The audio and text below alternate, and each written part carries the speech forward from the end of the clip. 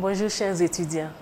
Dans notre cours d'histoire de l'anthropologie, nous allons voir comment cette anthropologie s'est systématisée avec le temps comme discipline. Il faut dire que les interrogations de l'homme sur lui-même remontent à une époque très ancienne. Et ces interrogations se sont faites de plusieurs manières. Il y a des chercheurs qui restaient dans leur bureau et qui élaboraient des théories. Il y en a qui restaient chez eux à la maison pour en élaborer aussi. Et cela leur avait même valu la dénomination d'anthropologue de fauteuil. Alors, les réflexions de l'homme sur l'homme et sa société et l'élaboration d'un savoir sont aussi vieilles que l'humanité et étaient le fait aussi bien de l'Asie, de l'Afrique, de l'Amérique, de l'Océanie que de l'Europe. Les différents travaux qui ont retracé l'histoire de l'humanité, de l'anthropologie, ont révélé que c'est seulement au XVIIIe siècle que s'est constitué un savoir scientifique avec l'homme comme objet de connaissance.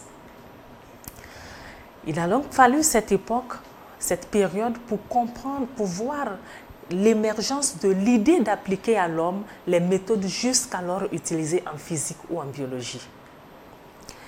L'homme s'est donc retrouvé au cœur des préoccupations du projet anthropologique avec une toute petite particularité, celle de faire passer l'homme du statut de sujet à celui d'objet de la science. On sait qu'en biologie, lorsque le chercheur étudie la cellule, il est le sujet de sa recherche et c'est la cellule qui est l'objet de sa recherche.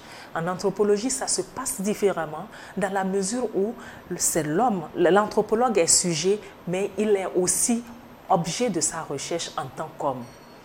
Alors, il a donc fallu attendre la deuxième moitié du XIXe siècle pour voir l'aboutissement des premières réalisations du projet anthropologique. Et comme exemple d'aboutissement de cette réalisation, il faut entendre l'acquisition d'une certaine légitimité.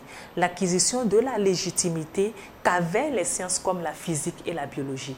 L'anthropologie a donc acquis aussi une sorte de légitimité pour s'ériger comme science au rang de ces différentes disciplines-là.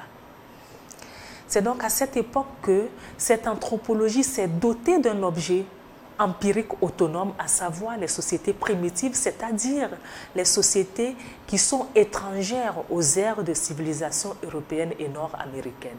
Donc, pour ces chercheurs-là, toute société qui ne soit pas dans l'ère géographique des civilisations européennes et nord-américaines était tout de suite taxée de société primitive et pouvait donc faire objet de recherche en anthropologie.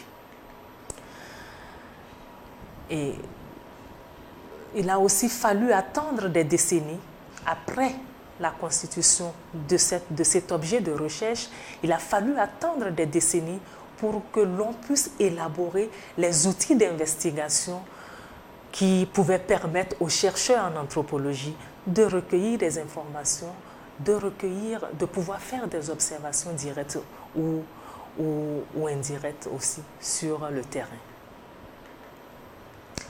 Mais toute culture étant sujette à des évolutions ou à des changements, l'objet de la sociologie, de l'anthropologie plutôt, que sont les sociétés primitives ne saurait déroger à cette règle.